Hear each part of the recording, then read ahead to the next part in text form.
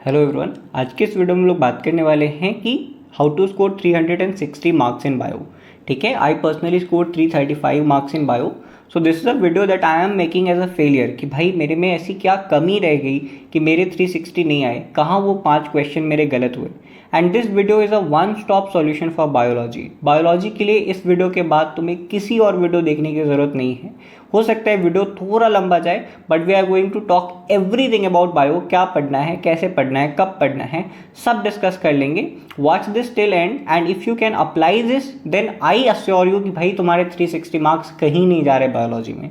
ठीक है, मैंने ऐसी ही एक वीडियो फिजिक्स के लिए बनाई थी और ऐसी ही एक वीडियो केमिस्ट्री के लिए बनाई थी।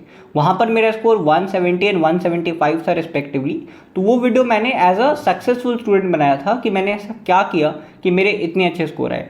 आज के इस वीडियो में थोड़ा सा ये बात करेंगे कि कौन सी गलतियाँ मेरे से हुई कि मेरे मार्क्स बायो में थोड़ा कम रह गया। हालांकि दिस इज़ 93% मार्क्स, तो ये बहुत बुरा मार्क्स नहीं है, बट स्टिल आई थिंक कि ये एक वो रीज़न है जिसके कारण से मेरा 700 मार्क्स नीट में क्रॉस नहीं हुआ and I stop to only 675 marks in NEET 2024। ठीक है, वॉच दिस टिल एंड। चलो वीडियो स्टार्ट करते हैं। देखो, सबसे पहली बात, हाउ टू रीड एनसीईआरटी। देखो, मैं ये नहीं बोलने वाला कि तुम्हें एनसीईआरटी पढ़नी है, तुम्हें पता है कि एनसीईआरटी पढ़नी है, और अगर तुम इस बात को मानने के लिए तैयार नहीं हो, तुम्हारा सिलेक्शन नहीं होने वाला। अपने घर से एलन गया था ना यार, तो मुझे लगता था कि एवरी स्टूडेंट नोज दिस कि भाई एनसीईआरटी तो पढ़नी होती है, ये किसको नहीं पता है। पर जब मैंने एलन गया, इतने सारे लोग हैं जो एनसीईआरटी चलो पढ़ रहे हैं, बट उसके साथ साथ मॉड्यूल वगैरह भी पढ़ रहे हैं। देखो यार, तुम्हें एनसीईआरटी के अलावा मॉड्यूल तो छोड़ दो, क्लास टीचर के नोट्स भी पढ़ने की ज़रूरत नहीं है। If you can master NCERT that's enough for 360 of 360। इसके अलावा कुछ नहीं पढ़ना होता है। ठीक है, एक एक करके बात करते हैं क्या करना है। पहली बात तो तुम्हें लेक्चर लगानी है, क्योंकि देखो आई पर्सनली कंसिडर कि पहली बार में आप एनसीईआरटी पढ़ के नहीं समझ सकते, तो आपको वैसे लेक्चर्स लगाने हैं जो आपको एनसीईआरटी समझा दे। ठीक है, वैसे टीचर्स के लेक्चर लगाने हैं जो आपको एनसीईआरटी समझा दे। ठीक है, फिर भैया नोट्स लेने हैं कि नहीं। अगर आप पहली बार बायो पढ़ रहे हो तो प्लीज़ नोट्स भी बनाओ, और जब आप अपनी एनसीईआरटी को पढ़ते वक्त कहीं फंस जाओ, कोई कॉन्सेप्ट समझ नहीं आए, तो वहाँ पे आपको अपने नोट्स को रेफर करना है। ठीक है, देन लेक्चर कर लिया, नोट्स बना लिया, नोट्स पढ़ना नहीं है। ओके, नोट्स पढ़ना नहीं है, लेक्चर करके नोट्स बना के आपको एनसीईआरटी पढ़नी है। और जब आप एनसीईआरटी पढ़ोगे, वहाँ पर जहाँ पे भी आप फंसोगे, तब आपको अपने नोट्स को रेफर करना है। तब आपको, अगर कोई यूट्यूब पे उस टॉपिक को पढ़ा रहा है अच्छे से, तो वहाँ जाके रेफर करना है, बट आपको यहाँ तक ये करना है। अच्छा, एक और गलती जो बहुत सारे लोग करते हैं और जिसके कारण से मेरा मार्क्स 360 नहीं आया, सबसे बड़ा दिक्कत वो है कि एनसीईआरटी को माइंडलेसली हाईलाइट करना। Please do not highlight your NCERT mindlessly. ठीक है, वरना आपके भी 320, 325, 330 तो आ जाएंगे, पर 360, 350, 355 नहीं आएंगे। ये मेरी गलती है, ये वाली गलती आप सुधार लेना। मैं आपको अगले टॉपिक में बताने वाला हूँ। देखो यहाँ पे है हाउ टू हाईलाइट एनसीईआरटी, तो हम उसके बारे में डिस्कस करेंगे, बट अभी के लिए तुम इतना याद रखो कि एनसीईआरटी पढ़ते वक्त उसे रंगना नहीं है। ठीक है, नेक्स्ट चीज़ इज टू प्रैक्टिस एमसीक्यूज। भैया मुझे नहीं मालूम कितने सारे लोग मुझसे पूछते हैं भैया बायो में भी क्वेश्चन लगाने होते क्या। भाई ऑफकोर्स लगाने होते हैं। देखो, फिजिक्स केमिस्ट्री में सबको समझ में आता है कि हाँ भाई क्वेश्चन तो लगाने ही है, बट बायो में पीपल कंफ्यूज कि भाई क्वेश्चन करे कि नहीं करे। So here I am, I practice almost 20,000 question and most of them from biology. I practice these question from NEET prep target batch, and most of you were asking कि भैया हमें app नहीं, हमें कोई बुक सजेस्ट कर दो। तो here is a book that is called as master class in biology from N K Sharma. ये बुक भी नीट प्रेप की तरफ से आती है। दोस्त हु आर फॉलोइंग मी, आपको पता होगा कि अपने बायोलॉजी के लिए कंप्लीटली नीट प्रेप को फॉलो किया था। I want to tell you कि मेरी एलएन के मॉड्यूल्स आज भी नए के नए रखे हुए हैं। ठीक है, तो here are some features of this book यार which I personally loved. So there are almost 2700 plus MCQs जो कि एक बुक में है। इसके अलावा ये एमसीक्यूज लेटेस्ट एनसीईआरटी बुक के अकॉर्डिंगली बनाए गए हैं। इनका आपको ऑडियो सॉल्यूशन और टेक्स्ट सॉल्यूशन दोनों ही टेलीग्राम बॉट के थ्रू मिल जाएगा, जो कि यहाँ पर है। आप बुक परचेज करोगे तो बुक पे भी लिखा है। ठीक है, इसके अलावा एक अलग सेक्शन है जहाँ पे आपको दे रखा है कि कौन कौन सी लाइन आप बार बार भूल सकते हो, कौन कौन सी लाइन चैप्टर की बहुत इंपॉर्टेंट है सकते हो 20 बार 25 बार। इन लाइंस को जरूर पढ़ के जाना, इनसे क्वेश्चंस आते हैं, ये लाइंस हम भूलते हैं। इसके अलावा नीट 24 का पेपर जो मेन पेपर है और जो झांझर में हुआ था, दोनों ही पेपर आपको यहाँ पर मिल जाएगा। 25 से ज़्यादा ऑनलाइन मॉक टेस्ट यहाँ पर मिल जाएगी। अगर आपको ये बुक लेना है तो डिस्क्रिप्शन में एक लिंक मिलेगा, वहाँ पे क्लिक करते ही नीट प्रेप का वेबसाइट खुलता है। वहाँ पे आप जाके बाय इट नाउ पे क्लिक करते हैं तो आपको कुछ डिटेल्स फिल करने होते हैं। डिटेल्स फिल करने के बाद आपको पे नाउ पे क्लिक करके पे कर देना है। फिलहाल हम लोग आगे बढ़ जाते हैं वीडियो में कि भैया हाउ टू हाईलाइट। अभी मैंने बोला कि हाईलाइट करना वाज अ रीज़न कि भाई मैंने अपनी बुक पूरी रंग दी थी। अभी मैं आपको अपनी दोनों एनसीईआरटी की फ़ोटो दिखाऊंगा, पुरानी और लेटेस्ट, ठीक है। तो मेरी ये एक गलती के कारण हुआ क्या कि मैंने चूंकि प्रॉपरली अपनी एनसीईआरटी को हाईलाइट नहीं किया, तो एंड में जाके मैंने एनसीईआरटी को जल्दी से रिवाइज नहीं कर पा रहा था। लेट से जब आप एंड में जाते हो ना अपने प्रिपरेशन के लास्ट 1-2 मंथ्स में, तो आपको चाहिए कि आप एनसीईआरटी से कोई भी चैप्टर 30 मिनट 45 मिनट में खत्म कर दो। I was not able to do that क्योंकि मैंने एनसीईआरटी प्रॉपरली हाईलाइट करके नहीं रखी थी, ठीक है। अब मैं आपको इसका एक एग्जांपल बताता हूँ। सबसे पहले तो आपको एनसीईआरटी हाईलाइट करनी है only after you read it for 5-6 times. मैंने इसके रिगार्डिंग एक डेडिकेटेड वीडियो बना रखा है, पर तुम्हें देखने का है, तुम्हें तो देखना है वो आखिरी के 3 महीने 2 महीने की स्ट्रैटेजीज, लाखों व्यूज़। भाई वो वीडियो जाके देख लेना। हालांकि वही चीज़ मैं यहाँ पे भी बताने वाला हूँ, तो आप चाहो तो स्किप भी कर दो। बट आपको पहले 5-6 रीडिंग तक अपनी एनसीईआरटी को टच भी नहीं करना है।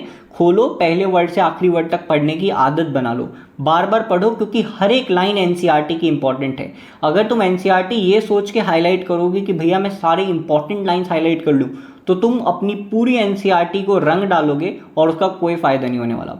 तुम्हें वो लाइन्स हाईलाइट करनी है जो लाइन तुम भूल सकते हो। अब मैं इसका एक बेस्ट एग्जांपल तुमको दिखाता हूँ। देखो ये सेम पेज है, यही पेज जो मेरी पुरानी एनसीईआरटी का है, और मैंने ये कबाड़ा किया इसलिए मैंने एंड में जाके एक नई एनसीईआरटी ली थी जिसको मैंने प्रॉपरली हाईलाइट किया था, ठीक है। बट हुआ क्या कि बहुत लेट हो गया था, तो मैं सारे चैप्टर्स को हाईलाइट नहीं कर पाया। कुछ चैप्टर्स मेरे छूट गए जिसके कारण से कुछ क्वेश्चंस मेरे नीट में गलत हो गए, जो कि डायरेक्ट एनसीईआरटी की लाइन से थे, बट मैंने उसको रिकॉल नहीं किया था। अब देखो मैं आपको एग्जांपल देता हूँ। देखो यार, यहाँ पर एक लाइन है कि Anton von Leeuwenhoek was described a living cell and Robert Brown discovered a nucleus. ये वो लाइन है जो मैं अपने सोते वक्त भी, अगर तुम मुझे 12 बजे रात में जगा के पूछोगे कि भैया बताओ who discovered nucleus, who discovered first living cell, मैं सही जवाब दूंगा। Then why the hell I highlighted this. और बहुत सारे स्टूडेंट्स ये गलती करते हैं। अब देखो क्या ये लाइन इंपॉर्टेंट नहीं है? ऑब्वियसली ये लाइन बहुत इंपॉर्टेंट है, इससे पीवाईक्यू पूछा गया है, पूछा जा सकता है। बट द फैक्ट कि क्या आप इस लाइन को भूलने वाले हो? बिल्कुल नहीं। उसी प्रकार से यहाँ पे सारी चीज़ें लिखी हुई है, वही चीज़ें मैंने यहाँ पर लिख दी। इलेक्ट्रॉन माइक्रोस्कोप, पहली बार उससे स्ट्रक्चरल डिटेल सेल के क्लियर हुए थे।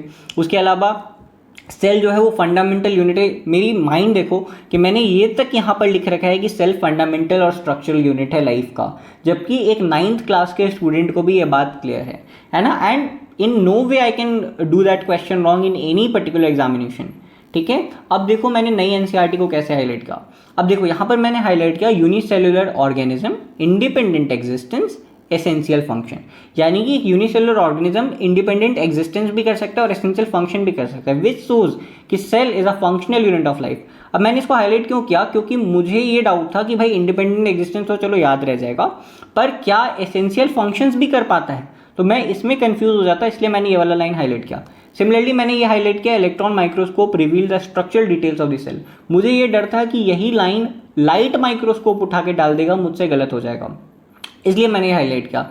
मैथियस लेडन एक जर्मन बॉटनिस्ट थे, तो मुझे याद नहीं होता था कि कौन जर्मन थे कौन ब्रिटिश थे। थियोडोर स्वान ब्रिटिश थे और मैथियस लेडन जर्मन थे। हालांकि ये बहुत इन डेप्थ क्वेश्चन है, ऐसे क्वेश्चन नीट में नहीं पूछते, बट फिर भी मैंने इस तरह से हाईलाइट किया कि क्या मैं भूल सकता हूँ। जबकि अगर आप मेरी पहली जो मैंने पहले हाईलाइट किया तो वो देखोगे, तो मैंने ऑलमोस्ट हर वो चीज़ जहाँ से क्वेश्चन बन सकता है वो हाईलाइट करने की कोशिश की थी।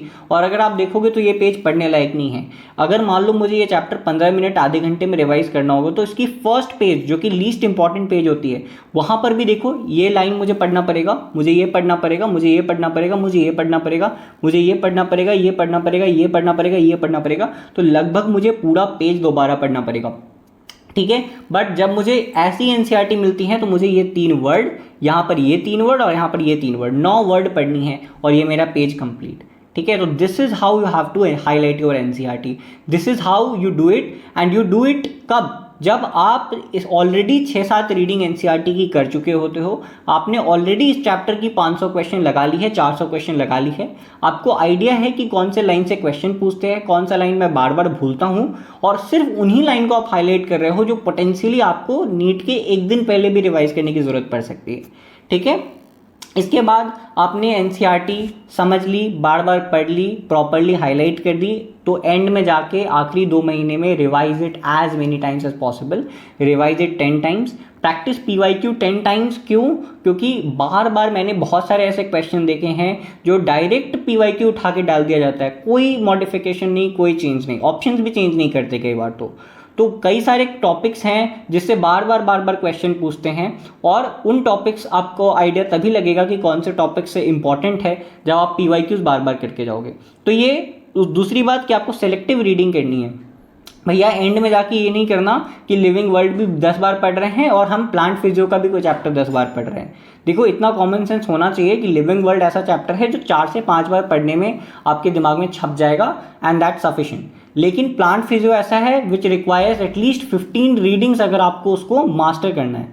ठीक है, तो आपको सेलेक्टिव रीडिंग भी करनी पड़ेगी कि कौन सा चैप्टर है जिसको 5 रीडिंग में भी काम चल जाएगा, और कौन सा चैप्टर है जिसमें 15 रीडिंग लगती है। ओके, जो मिसकंसेप्शन लोगों को है कि भाई 300 तो सबके ही आएंगे, हम मान के चलते हैं कि भाई बायो में तो मेरे 345 आने ही आने हैं, ये बता दो कि फिजिक्स केमिस्ट्री में कैसे 140 प्लस करें। तो I would just want to share a data with you कि नीट 24 में सिर्फ 5% ऐसे लोग थे जिनके 300 प्लस मार्क्स थे बायोलॉजी में। बट ये सारी चीज़ें जो है यार, वो एंड की बात है। मैं एंड में जाके एक वीडियो बनाऊंगा जब आखिरी के 3-4 महीने बचेंगे कि कैसे ये सारी चीज़ें करनी है। इसको अभी डिटेल नहीं करते हैं, अभी तो आपको ये चीज़ें करनी है कि एनसीईआरटी को ऐसे हाईलाइट करना है, ये ध्यान रखना है। अभी हाईलाइट नहीं करना, आफ्टर 5-6 रीडिंग हाईलाइट करनी है। एक अच्छी एनसीईआरटी बेस्ड बुक से प्रैक्टिस करना है क्वेश्चन को। मैंने बहुत सारे क्वेश्चन खुद ने प्रैक्टिस किए थे। एनसीईआरटी के अलावा और कुछ नहीं पढ़ना होता है। लेक्चर भी उन टीचर्स के लगाओ जो एनसीईआरटी बेस्ड पढ़ा रहे हैं, and this is how you score 360 in biology. ठीक है, आखिरी के 3 महीने में ना आपको ये सब चीज़ तैयार करके रखना होता है। दैट्स वाई ऑलवेज से कि 3 महीने, 4 महीने, 5 महीने में सिलेक्शन नहीं होता, क्योंकि आपको अपनी एनसीईआरटी तैयार करनी है, उसके लिए आपके पास पूरा साल है। फिजिक्स केमिस्ट्री में शॉर्ट नोट्स तैयार करना है, उसके लिए आपके पास पूरा साल है। अगर आप वो चीज़ें करके ही नहीं रखोगे तो एंड में कैसे सिलेबस हो जाएगा। इट्स नॉट लाइक कि आप एक बार सिलेबस पढ़ लो तो आपका सिलेक्शन हो जाता है। You have to revise it many times, कम से कम 5-6 बार तो पढ़ना पड़ता है, और उसके लिए आपको पूरा साल डेडिकेट करना पड़ेगा। तो this is not a channel for those people who are looking कि भाई 3 महीने में एंड में जागेंगे हम और सिलेक्शन ले लेंगे। आई नो कि लोग 3 साल, 4 साल, 5 साल से इस एग्जाम की तैयारी कर रहे हैं, आप उसको 3 महीने में नहीं बीट कर सकते। आप कितने भी इंटेलिजेंट हो, 3 महीने की पढ़ाई से आप किसी 5 साल की तैयारी वालों को बीट नहीं कर पाओगे। ठीक है, और सिलेक्शन सिर्फ 1% लोगों का होता है, तो टॉप 1% में कोई 3 महीने पढ़ के घुस जाए, that's not at all possible. ठीक है, तो subscribe to this channel if you want to practically crack NEET. Otherwise अगर आपको सपने देखने हैं तो सपने दिखाने के लिए बहुत सारे चैनल हैं, गो एंड वॉच देम। आज भी बहुत सेटी वीडियोस डाल रहे हैं, और जब एंड आएगा तब तो बहुत सेटी वीडियोस डालेंगे कसम से। ठीक है, this is it for today's video. I will see you in next one. Till then bye bye. जाके वो केमिस्ट्री फिजिक्स वाली वीडियो भी देख लेना। Bye bye.